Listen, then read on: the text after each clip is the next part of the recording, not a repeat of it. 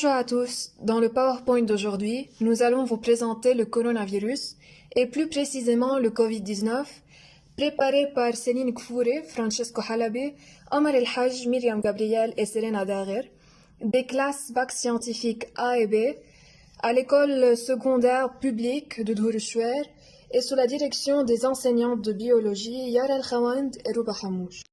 Alors, comme plan, nous allons vous parler de la définition du coronavirus, pays infectés et taux de mortalité, structure du virus, mode de transmission, période d'incubation, diagnostic, symptômes, le mode d'action, les précautions, personnes à risque, traitement et la conclusion avec les références. Parlons donc à propos du virus et à propos des pays infectés et taux de mortalité avec Myriam Gabriel. Premièrement, la définition, donc qu'est-ce que les coronavirus ou COV? En effet, ce sont une grande famille de virus entourés d'une couronne.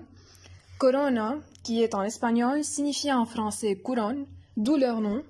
Ces derniers causent des maladies respiratoires, comme le syndrome respiratoire du Moyen-Orient ou MERS-CoV, le 2012. Syndrome respiratoire aigu sévère, SARS-CoV, apparu en 2003. 2. Les pays infectés et taux de mortalité.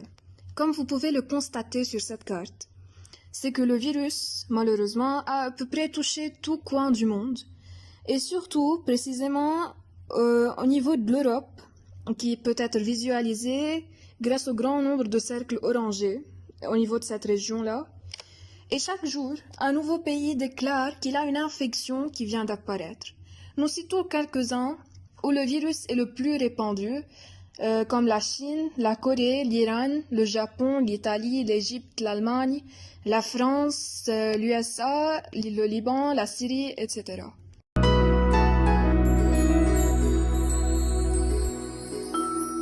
Alors, le coronavirus qui se propage de nos jours est appelé Covid-19.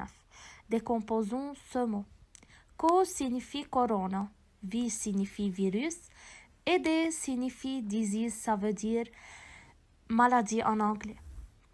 Et finalement, le chiffre 19 indique l'année de son apparition en 2019. Voici un tableau montrant quelques caractéristiques du coronavirus. Premièrement, sa nature. C'est un virus micro-organisme, ça veut dire organisme microscopique. Son origine est inconnue jusqu'à présent, mais il y a une hypothèse pas encore validée, peut-être la chauve-souris.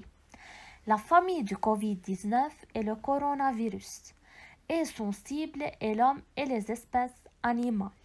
Et maintenant, la pandémie de Covid-19. Selon l'OMS, Organisation mondiale de la santé, une épidémie correspond à la propagation d'une nouvelle maladie chez un grand nombre d'individus non immunisés dans une région donnée. Mais une pandémie est la propagation mondiale à grande échelle de cette même maladie dans plus que 2 continents. Alors, durant le mois de mars, l'Organisation mondiale de la santé a qualifié le Covid-19 de pandémie et non plus d'épidémie. Voici quelques graphes et statistiques montrant l'augmentation rapide des taux du coronavirus, ainsi que les atteints et les morts à cause de ce virus.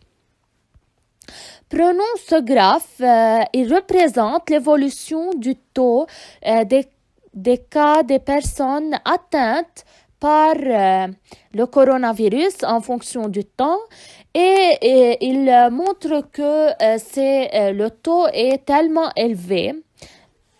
Ici, les atteintes du coronavirus, les morts et les personnes qui sont guéries de ce virus. Ce graphe est pareil à celui-là, mais il présente l'augmentation des cas des personnes mortes à cause du coronavirus en fonction du temps.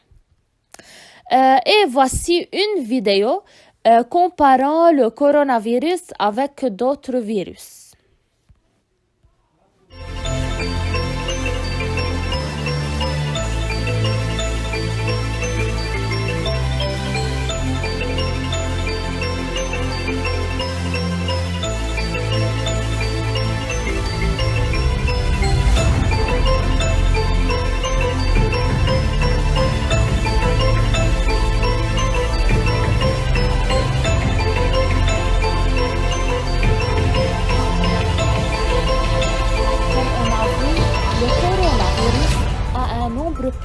élevé de décès que les autres virus.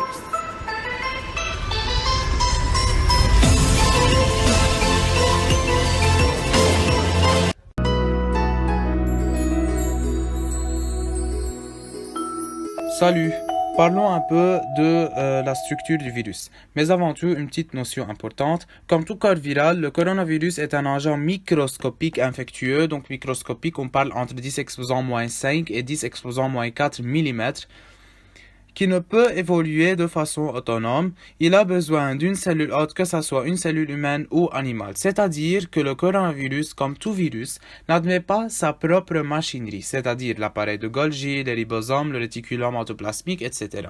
C'est pour cela qu'il a besoin de pénétrer dans une cellule afin de se multiplier. Concernant la forme du virus, nous savons tous que toute particule de l'univers possède sa propre forme. Par exemple, ces virus-là dans cette image. Quant au coronavirus, c'est une particule en forme de sphère, entourée par ce qu'on appelle les glycoprotéines, ayant la forme d'une couronne, et c'est d'ici que le corona est nommé de cette manière. Notons que le coronavirus c'est un rétrovirus, c'est-à-dire que son matériel génétique est sous forme d'ARN messager, non pas d'ADN. Donc il n'a pas besoin d'être transcrit. Comme vous voyez là, dans ce schéma, l'ARN messager est enveloppé par la membrane cellulaire et cette dernière est parsemée de glycoprotéines en forme de couronne ou plutôt en forme de pointe, donc spike glycoprotein. Mais quel est le rôle de ces glycoprotéines? Les glycoprotéines se lient au récepteur spécifique de la cellule hôte nommée ACE2. Donc, ce phénomène, le phénomène de fixation des glycoprotéines sur les récepteurs spécifiques que possède la cellule, ou bien animale ou bien humaine, peut être assimilé plutôt au système clé, serrure et porte, dans lequel le virus utilise ces protéines d'enveloppe et en les fixant sur les récepteurs spécifiques, il pénètre dans la cellule. Passons au mode de transmission du virus. Notons que le COVID-19 c'est un virus de nature zoonotique, ce qui signifie qu'il peut être transmis entre les animaux et les êtres humains. Donc les animaux comme par exemple la civette palmiste masquée pour le SARS-CoV, le dromadaire pour le MERS-CoV, et il y a une hypothèse qui dit que pour le coronavirus 19, le réservoir peut également être la chauve-souris, mais cette hypothèse n'est pas validée jusqu'à présent. Passons maintenant au mode de transmission entre les êtres humains. Ici, considérons dans cet enchaînement Céline, Selena et moi. Premièrement, je touche la poubelle, le virus se déplace donc de la poubelle à ma main. Deuxièmement, je touche mon œil sans bien sûr laver mes mains, donc dans tout l'enchaînement, il n'y a pas de lavage de mains. Je suis désormais atteint du virus. J'éternue entre troisièmement et quatrièmement et je salue Céline. Le virus est désormais sur sa main, qu'elle utilise pour gratter sa tête. Le virus a tendance donc à pénétrer dans son corps. Puisque Céline donne à Serena sa tablette, donc le virus est partout maintenant et désormais tous les trois sommes atteints du coronavirus. Donc c'est par contact que le virus se transmet entre les êtres humains. La période d'incubation, c'est la période lors de laquelle on ne sentit pas la présence du virus, même si il est déjà pénétré dans notre corps.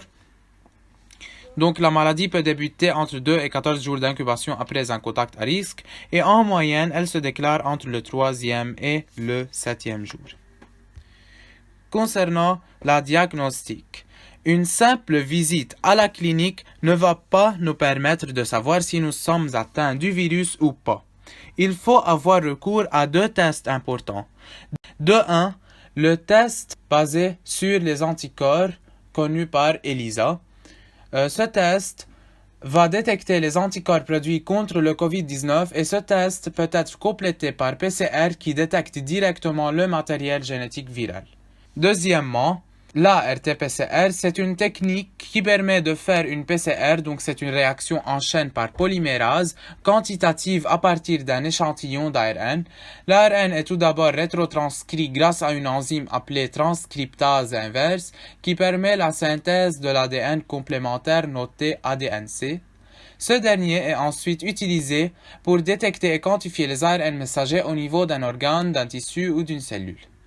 Donc, ce sont quelques informations sur ces deux tests auxquels il faut avoir recours au laboratoire. Passons aux symptômes du coronavirus. Donc, après avoir été atteint du virus, Céline, Serena et moi manifesterons au moins un de ces symptômes. L'éternuement, la fièvre et l'essoufflement. Donc, lorsqu'on parle d'éternuement, lorsqu'on ne sentit pas la présence du mucus qui se sécrète soit à la gorge ou dans le nez, cela indique qu'on a la chance d'avoir attrapé le COVID-19.